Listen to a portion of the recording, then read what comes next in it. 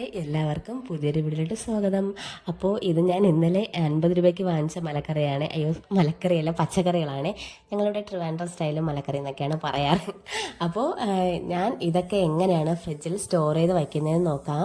ആദ്യം മല്ലിയിലയാണ്. മല്ലിയില ഞാനിങ്ങനെ വേരോട് കൂടി ഇങ്ങനെ ഒരു ബോക്സിനകത്ത് ഇട്ട് വയ്ക്കും. പിന്നെ ആവശ്യാനുസരണം അത് നല്ലോണം വൃത്തിയായി കഴുകിയെടുക്കും.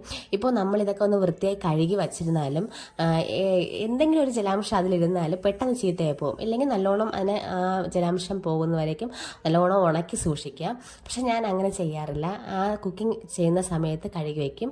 പിന്നെ ബീട്രൂട്ടും ഇതേപോലെ ഞാനൊരു പോളിത്തീൻ കവറിലോട്ട് മാറ്റി. പിന്നെ വാഴയ്ക്കയും പടവലങ്ങയും പിന്നെന്താണ്, ഞാൻ വെള്ളരിക്ക വച്ചില്ല, കാരണം അത് മുഴുവൻ ഇവിടെ കട്ടൊന്നും ചെയ്തിട്ടില്ലല്ലോ. പിന്നെ കത്തിരിക്കയും ഇതേപോലെ ഞാനങ്ങ് പോളിത്തീൻ കവറിലോട്ട് മാറ്റി വെച്ചു. അതിനുശേഷം കുറച്ച് പച്ചമുളകൊക്കെ ഉണ്ടായിരുന്നു, അതും ഒന്ന് ബോക്സിലോട്ട് മാറ്റി. പിന്നെ ക്യാരറ്റ് ഞാൻ ഇതേപോലെയാണ് വയ്ക്കാറ്. നമുക്ക് എത്ര ദിവസം വേണമെങ്കിലും നമുക്കിങ്ങനെ നല്ല ഫ്രഷോടെ ഇരിക്കും കേട്ടോ.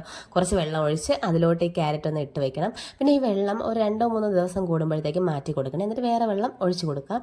പിന്നെ ഇതൊരു കിഡ്നി സ്റ്റോണിൻ്റെ ഒരു മരുന്നാണ്. അപ്പോൾ ഈ അതിൻ്റെ കുരുവൊക്കെ പൊളിക്കാനായിട്ട് 3 മക്കളും എന്നെ ഹെൽപ്പ് ചെയ്യാറുണ്ട്. ഇത് എങ്ങനെയെന്ന് വെച്ചാൽ, ഒരു പിടി ബീൻസ് എടുത്തിട്ട് അതിലെ കുരുവൊക്കെ മാറ്റി കളയണം. എന്നിട്ട് അതിന് തലേന്ന് രാത്രി നല്ലോണം തിളപ്പിച്ചിട്ട് പിറ്റേന്ന് രാവിലെ വെറും വയറ്റിൽ അരച്ച് കുടിക്കണം. അതാണ്.